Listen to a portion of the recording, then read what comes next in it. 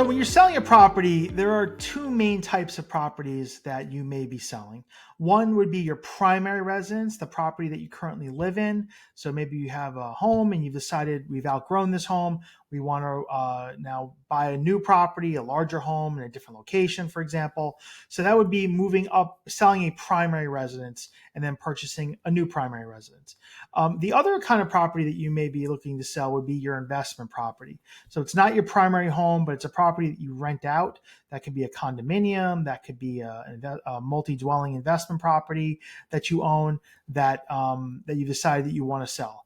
So if you're an investor who has a property that they want to sell, one thing you may want to consider is, am I going to have a lot of taxable gains when I sell this property?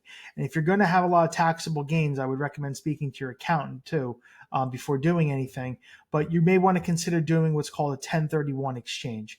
And what a 1031 exchange is, it's exchanging one property for another property and deferring the taxable gains for the future. So basically, you would take the gains that were from the first investment property, and then after the property sells, roll them into the sale purchase of a new property. And that's called a 1031 exchange. I'll link down below information about 1031 exchanges. Basically, in a 1031 exchange, the government gives you basically 180 days to close on that next property after you close on the sale.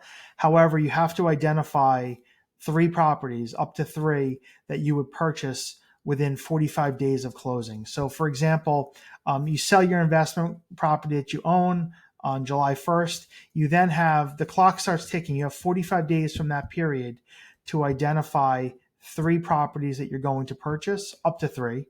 And then they give you 180 days to close.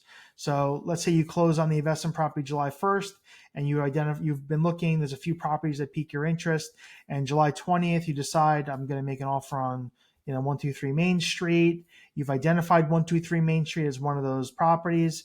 You go to contract, it's accepted. You then have up to 180 days from the time of the first sale of selling your investment property to close. So you have 45 days to identify and 180 days to close on the sale.